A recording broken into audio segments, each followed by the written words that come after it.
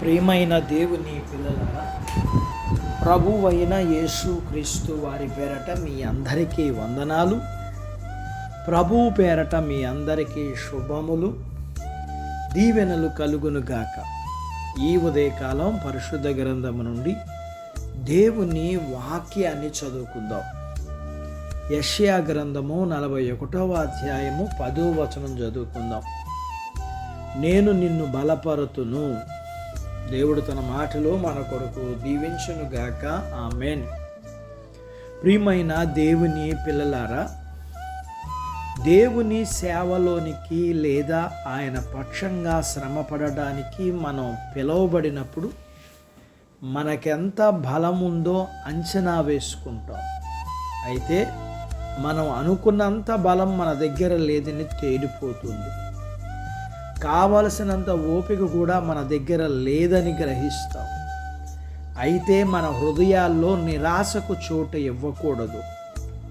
ఎందుకంటే దేవుని వాగ్దానాలు మనకున్నాయి. దేవుడు ఎప్పటికప్పుడు మనకు అవసరమయ్యే శక్తిని అనుగ్రహిస్తాడు. మన దేవుడు సర్వశక్తిమంతుడు. తన శక్తిని మనలోనికి నేరుగా ప్రసారం చేయగలరు.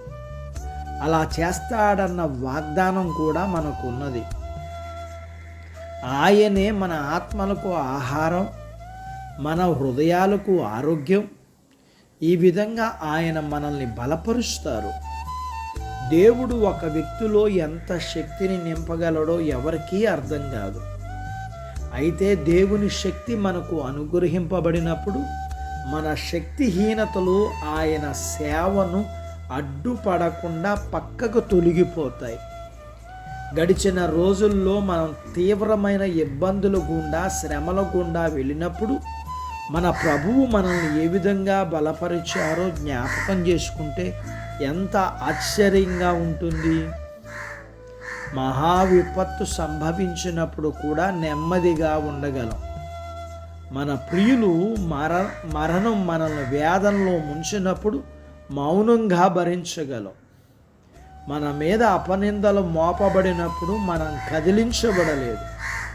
వ్యాధి బాధలు కలిగినప్పుడు ఓపికతో స్వస్థత కోసం ఎదురు చూస్తాం.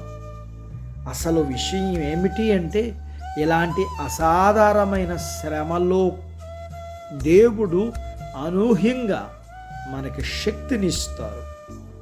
మన శక్తిహీనతల కంటే ఎత్తుగా లేచి మనం వాటిని అధిగమిస్తాం. పిరికితనాన్ని జయిస్తాం. జ్ఞానహీన స్థితిలో మనకు జ్ఞానం అనుగ్రహించబడుతుంది. మన స్వంత శక్తి మనల్ని కృంగా దీసినను దేవుని వాగ్దానం మనల్ని ధైర్యవంతులుగా చేస్తుంది. అట్టి భాగ్యత దేవుడు మనకు దయచేయునుగాక. ఆమేన్. ప్రార్థించుకుందాం. నాతో పాటు ఏకీభవించండి. మమ్ములను మిక్కిలిగా ప్రేమించిన మా ప్రియ పరలోకపు తండ్రి, మీ పరిశుద్ధ నామమును బట్టి మీకు వందనాలు. ఈ ఉదయకాలం మీ పాదాల దగ్గర మీ లేఖనాన్ని నేర్చుకోవడానికి సహాయం చేశారు. నేర్చుకున్న లేఖనపు సత్య ప్రకారం మీరు మమ్మల్ని బలపరిచే దేవుడివి. మేము ఏ స్థితిలో బలహీనులమో ఆయా స్థితుల దగ్గర మమ్మల్ని బలవంతులుగా చేసి నిలవబెట్టే నీ కృప కొరకై మీకు కృతజ్ఞతాస్తుతులు, వందనాలు చెల్లిస్తూ మీ పిల్లల్ని మీరు దీవించమని, చిన్న బిడ్డలను, యవనస్తులను, వృద్ధులను, స్త్రీలను, పురుషుల్ని దీవించమని, వారి చదువులు, ఆరోగ్యాలు, ఉద్యోగ ప్రయత్నాల్లో విజయాలిమ్మని, ఉద్యోగాలలో ప్రమోషన్స్ ఇమ్మని, చేతి పనులు, వ్యాపారాలు, పొలాలు, పశువుల్ని దీవించమని, వివాహాలు కాని వారికి అవ్వటానికి, గర్భము లేని వారికి ఇమ్మని, కలిగిన వారికి సుఖమైన ప్రసూతి ఇమ్మని, ప్రసూతైన తల్లి పిల్లలకు ఆరోగ్యాలు ఇమ్మని, మీ పిల్లల అవసరాలు, సమస్యలు, బలహీనతలు, రుణాల నుంచి విడిపించి మీ పిల్లలను మీరు దీవించి ఆశీర్వదించమని యేసు ప్రభు వారి పేరట స్తుతించి ప్రార్థించి అడిగినవన్నీ పొందుకొని ఉన్నాము తండ్రి. ఆమేన్.